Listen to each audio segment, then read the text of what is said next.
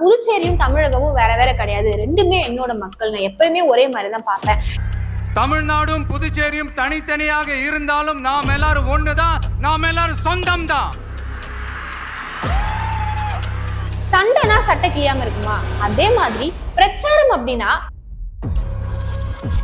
Protection இல்லாததுனால தான் அன்னைக்கு அங்க அப்படி நடந்துச்சு. இன்னைக்கு வந்து நாங்க பாதுகாவலர் பணியில இருக்கிறதுக்கே இந்த மாதிரி எந்த ஒரு அசம்பாவிதமும் நடந்துடக்கூடாதுன்றதுக்காக தான். இந்த சிஎம் பார்த்து நம்ம தமிழ்நாடு சிஎம் வந்து நிறைய கத்துக்கணும்னு ரொம்பவே ஸ்ட்ரைட் ஃபார்வர்டா பேசின விஷயம். நீங்க சொல்லுங்க, தமிழ்நாட்டுல எந்த ஆட்சி அமையணும், இங்க யார ஆட்சிக்கு வரணும்ன்றத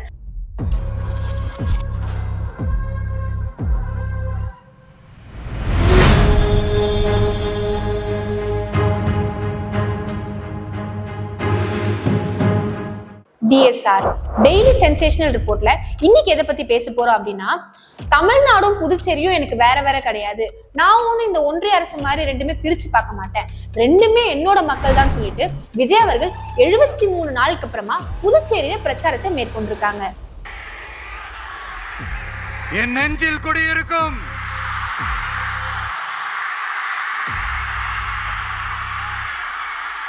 புதுச்சேரி மக்கள் உங்கள் அனைவருக்கும் என்னுடைய வணக்கம். வணக்கம் வணக்கம். கரூர்ல நடந்த மாபெரும் துயர சம்பவம்க்கு அப்புறமா விஜய் அவர்கள் நம்ம முதலே சொன்ன மாதிரி 73 நாட்கள் கழிச்சு போலீஸ் பர்மிஷன் கொடுக்காம ரொம்பவே கஷ்டப்பட்டு புதுச்சேரியில வந்து பிரச்சாரத்தை மேற்கொண்டிருக்காங்க. அதுல அவங்க அப்படி என்ன சொல்லியிருக்காங்க அப்படின்னா, ஸ்டார்டிங்லேயே வந்து அவர் அனல் தெரிக்க பேசியிருந்தாரு. என்ன சொல்லியிருந்தாருன்னா, புதுச்சேரியும் தமிழகமும் வேற வேற கிடையாது, ரெண்டுமே என்னோட மக்கள். நான் எப்பயுமே ஒரே மாதிரி தான் பார்ப்பேன். டிவிகே வந்து கண்டிப்பா எங்க ஆட்சி அமைக்கும்னு ரொம்ப உறுதியா பேசியிருக்காரு. நாமெல்லாம் வேறு வேறு கிடையாது, நாம் எல்லாரும் ஒண்ணுதான்.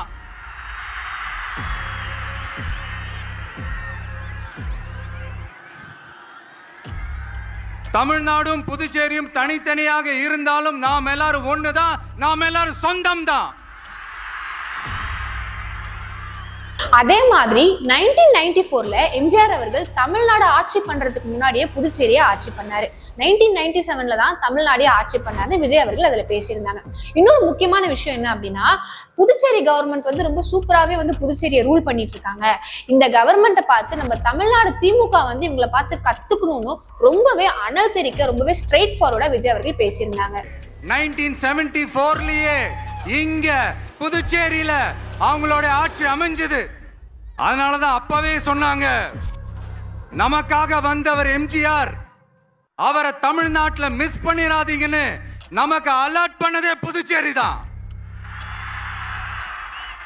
இன்னும் சொல்ல போனா திமுக வந்து நம்பாதீங்க, திமுக கவர்மெண்ட் வந்து கொடுத்த கொள்கைகள் எதையுமே காப்பாத்தல, ஆனா புதுச்சேரி கவர்மெண்ட் ரொம்பவே சூப்பரா புதுச்சேரியை வந்து ரூல் பண்றாங்க. இந்த சிஎம் பார்த்து நம்ம தமிழ்நாடு சிஎம் வந்து நிறைய கத்துக்கணும்னு ரொம்பவே ஸ்ட்ரைட் ஃபார்வர்டா பேசின விஷயம் நிறைய பேரை கூஸ் பம்ப்ஸும் வியப்படைய செஞ்சதுன்னு சொல்லலாம். அது மட்டும் இல்ல, இந்த புதுச்சேரி கவர்மெண்ட்டை பத்தி நாம சொல்லியே ஆகணும். இது டெஃபினட்டா தமிழ்நாட்டுல இருக்கிற மாதிரி நம்ம திமுக கவர்மெண்ட் மாதிரி கிடையவே கிடையாது.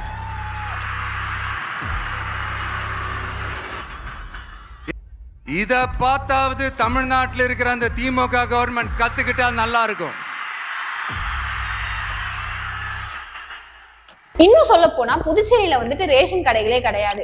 சோ இன்னும் அடிப்படை தேவைகள் இன்னும் இருக்கு. சோ டிவிகே ஆட்சிக்கு வந்தா டிவிகே சார்ந்த ஒருத்தங்க வந்து முதல்வராகி புதுச்சேரிக்கு என்னென்ன அடிப்படை வசதிகள் இருக்கும் எல்லாமே எங்க ஆட்சியில நாங்க அமைச்சு கொடுக்கணும்னு விஜய் வந்து வாக்குறுதி கொடுத்திருக்காரு. சண்டைனா சட்டை கிளியாம இருக்குமா? அதே மாதிரி பிரச்சாரம் அப்படின்னா வாக்குவாதம் இல்லாம இருக்குமா?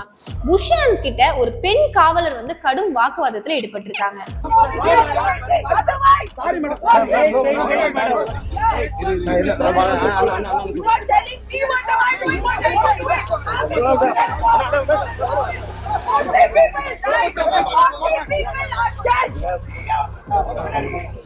அங்க என்ன நடந்திருக்குன்னு பாத்தீங்கன்னா, புஷ்யான் கிட்ட வந்து டிவிகே தொண்டர்கள் நிறைய பேர் வந்து டோக்கன்ஸ் இல்லாம வந்து நாங்க உள்ள வரலாமா, நாங்க உள்ள வரோம் அப்படின்னு சொல்லும்போது நீங்க வாங்கன்ற மாதிரி சொல்லியிருக்காங்க.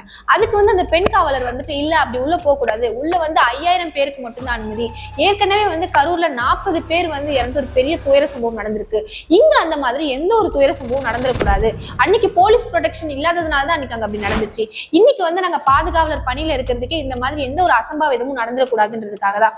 அதனால இந்த மாதிரி அதிகமான கூட்டத்தை வந்து நாங்க உள்ள அனுமதிக்க மாட்டோம்னு சொல்லிட்டு கடும் வாக்குவாதத்துல ஈடுபட்டிருக்காங்க. அதே மாதிரி இன்னொரு விஷயம் பாத்தீங்கன்னா, டிவிகே தரப்புல இருந்து ஒரு டோக்கனுக்கு 2 பேர் உள்ள வரலான்ற மாதிரி சொல்லியிருந்தாங்க. ஆனா அங்க வந்ததுக்கு அப்புறம் போலீஸ் தரப்புல என்ன சொல்லியிருந்தாங்க அப்படின்னா, ஒரு டோக்கனுக்கு நாங்க வந்து உள்ள ஒருத்தர் தான் அலோவ் பண்ணுவோம்னு சொல்லும்போது அங்க ஒரு சலசலப்பு ஏற்பட்டிருக்கு. இன்னொரு விஷயம் என்னன்னு பாத்தீங்கன்னா, அந்த கூட்டத்துல வந்து தமிழ்நாட்டை சேர்ந்தவங்களுக்கு வந்து அலோவ் கிடையாதுன்னு பேசப்பட்டிருக்கு. 5000 பேர் மட்டும் தான் உள்ள இருக்கணும், அதை தாண்டி இருக்கக்கூடாதுன்னு சொல்லிட்டு போலீஸ் ரொம்ப ஸ்ட்ரிக்டாவே அவங்க ரூல்ஸ் அண்ட் ரெகுலேஷன்ஸ் ஃபாலோ பண்ணிருக்காங்க. சோ மக்களே, 73 நாட்களுக்கு அப்புறமா டிவிகே வந்து ஒரு வெற்றிகரமான பிரச்சாரத்தை வந்து புதுச்சேரியில நடத்தி முடிச்சிருக்காங்க.